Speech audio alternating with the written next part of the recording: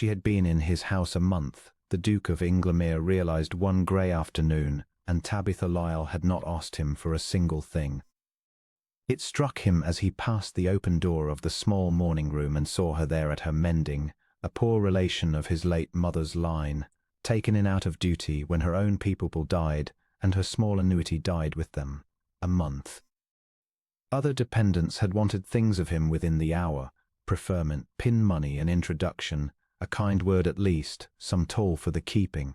He had paid such tolls all his life and despised every one of them, and had braced himself for hers.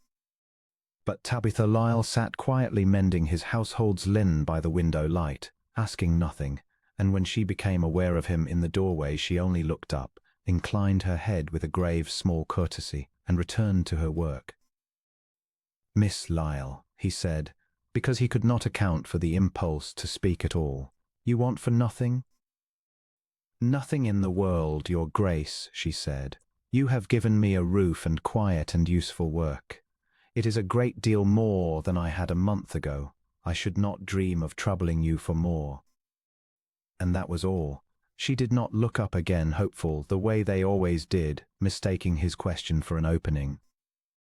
She simply went on with her mending, and the Duke of Inglemere walked on down his cold corridor more disturbed by being asked for nothing than he had ever been by the most grasping of demands. Conrad, 7th Duke of Inglemere, had sworn never to love again, and he had meant it, and he had kept it for 6 hard years. He had been a different man once, open-handed, even warm, a young duke who laughed.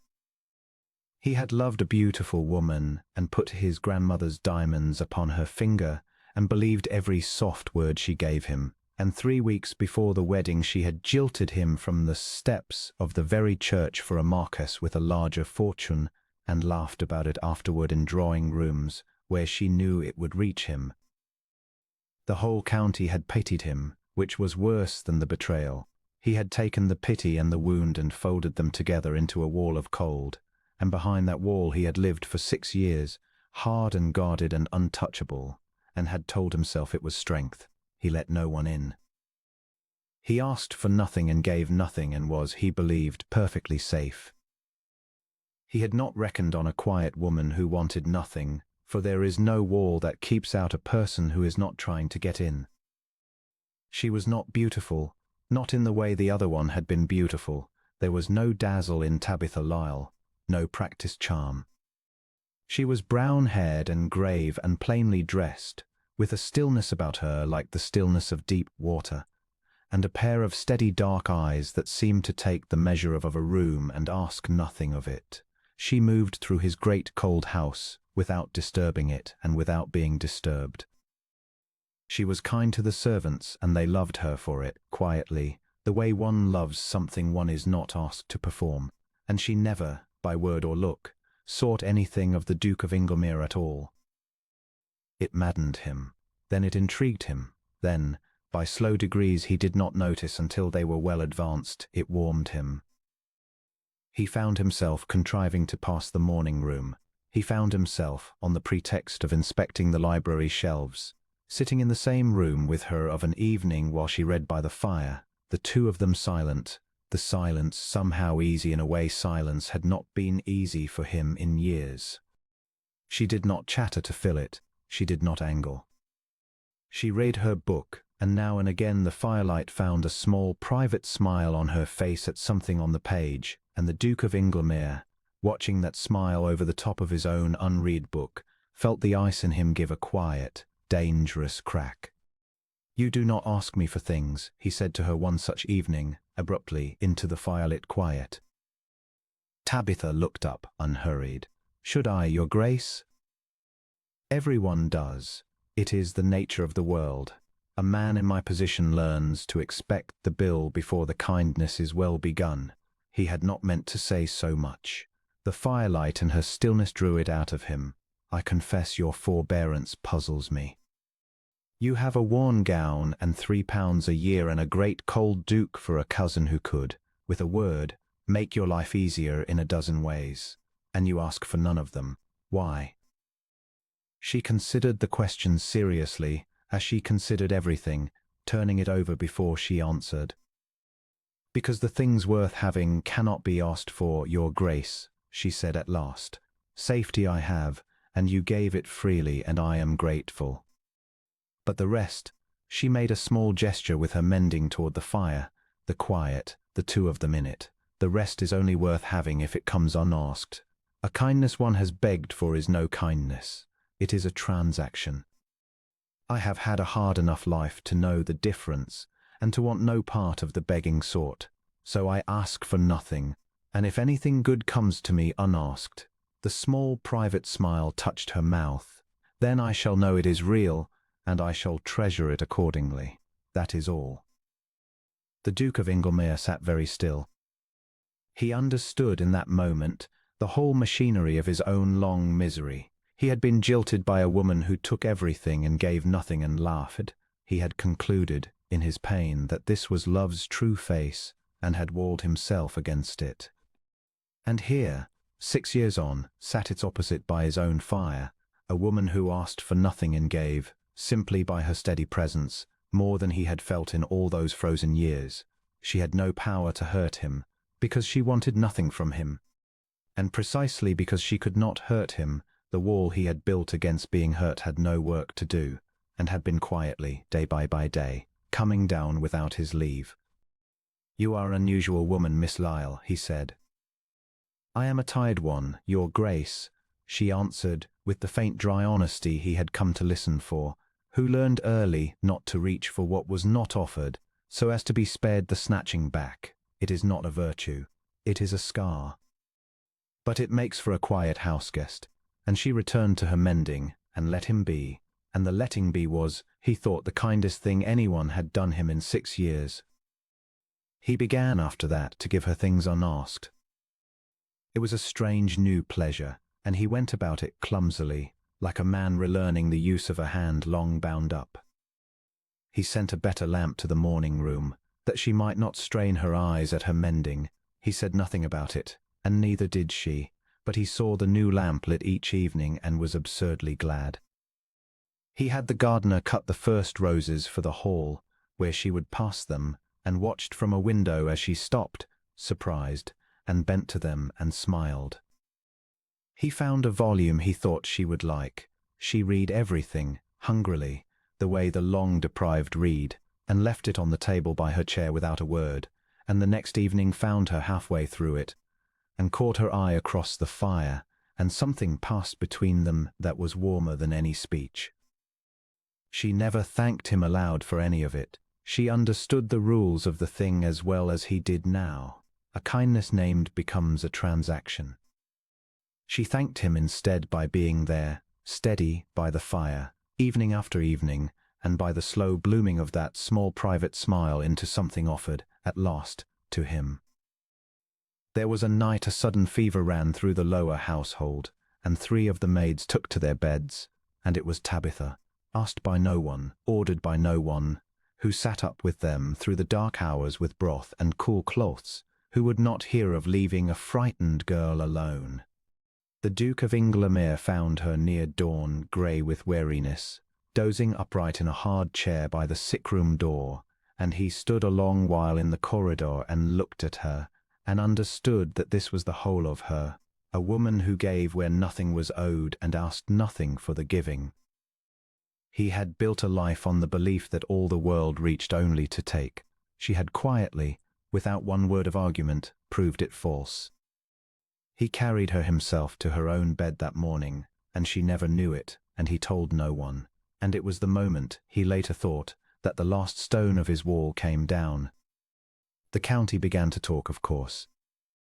It was noticed that the cold Duke of Inglemere, who had not been seen to soften toward a living soul since his jilting, dined each evening with his plain poor relation cousin, and walked with her in his gardens, and had been heard, once, by a startled footman to laugh. The old story was dragged out and chewed over. They would say he had lowered himself. They would say the grand betrayed Duke had ended by attaching himself to a portionless mender of linen, as though it were a come-down, a defeat. He found he did not care what they said. He had cared, once, what the county thought of him, and that caring had walled him up alive for 6 years. He was done with it. They will speak ill of you, he told Tabitha one evening, if I do what I am minded to do. You should know it before I say more. They will say I might have looked higher. They will say unkind things of a woman who came to my house with nothing and left it a duchess. You have had a hard enough life, Miss Lyle. I will not bring more cruelty down upon you against your will. So I ask you plainly, and you may answer as plainly, would you have me be silent? Tabitha Lyle set down her book. For the first time since she had entered his house, something in her composure trembled. He saw the old caution rise in her, the scar, the long habit of not reaching, and he saw her, with visible effort, set it aside. I told you, she said low, that the things worth having cannot be asked for, and I have held to that. I have asked you for nothing, your grace, not the lamp nor the roses nor the books, though I have loved each one beyond what you can know, precisely because you gave them unasked. And I will not ask now, even for this. Her dark eyes lifted to his, steady through their brightness, but you said a kindness, to be real, must come unbegged. So I will only sit here by your fire, asking nothing, as I have done every evening for half a year. And if there is something you are minded to give me unasked, her voice broke very softly, then I shall know it is real, Conrad, and I shall treasure it the rest of my life. That is all I can honestly say. The rest is yours to offer, or to keep. The Duke of Inglemere rose from his chair. He crossed the hearthrug to where she sat with her hands folded over her stilled book, asking nothing, as she had asked nothing for half a year, and he knelt down before her, a thing the proud Duke of Inglemere had not done before any creature in 6 years, and he took her folded hands in both of his.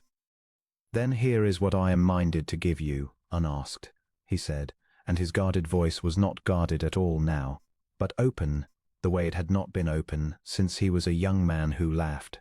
My name, which is cold, and shall be warm again with you in it. My house, which is quiet, and shall be a home with you in it. And my heart, Tabitha, which I swore 6 years ago never to give to any soul living, which I bolted and walled and left for dead, and which you have brought back to life simply by asking nothing of it. You wanted nothing from me, and so I find I want to give you everything. Will you have it? Will you have me? Not as a transaction, not as a kindness begged or owed, but because I love you plainly and have, I think, since the day I asked what you wanted and you said nothing in all the world. The tears spilled over then, the first he had seen her weep, and she freed one hand to touch his face as though to be sure of him, his signet ring warm now between their joined fingers, the firelight gold on both of them. I asked for nothing, she whispered, and you have given me everything. Conrad, oh, that is how I always meant to know it was real. A laugh broke through her weeping. Yes, I will have you, and your cold name made warm, and your walled-up heart, and I shall never once snatch any of it back.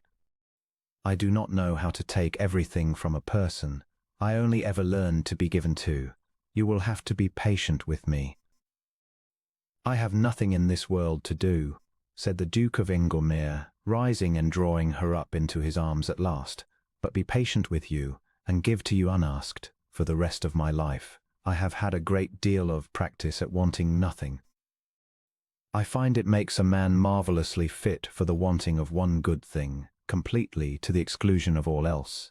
He held her, and felt the last of the 6 years go out of him into the warmth of her. You never asked me to love again, Tabitha. You asked me for nothing at all. And so I find I have done it freely, which is the only way it was ever worth the doing. They were married quietly, as both of them preferred, and the county said exactly what he had known it would say, and neither of them gave it a single evening's thought. The cold great house grew warm. The plain poor relation who had wanted nothing became a duchess who still, to the end of her long days, could scarcely be got to ask for a thing, so that the Duke of Inglemere spent the whole of a happy life delightedly anticipating her, giving unasked, finding the lamp she would not request, and the rose she would not name, and the small joys she was too proud and too scared to beg, and laying them before her by the fire for the pleasure of watching that private smile turn outward and find him. You never asked me to love you, he said to her once, an old man now by an old fire, her grey head upon his shoulder. "No," said Tabitha, Duchess of Inglemere, and folded her worn hand into his. "I never did. I only sat quietly and asked for nothing, and let you come to it in your own time, unbegged and unforced." She turned her face up to his, and her dark eyes were as steady and as full as they had been that first firelit evening. "And so you did. Of all the things you have given me, Conrad, and you have given me everything, that is the one I have treasured most, that you came to love me when no one made you, when nothing was owed, when I asked you for nothing at all. There is no gift in the whole world to match a love that comes entirely unasked, and you gave it to me. You gave it to me freely, and I have never, for one single day of this long good life, doubted that it was real.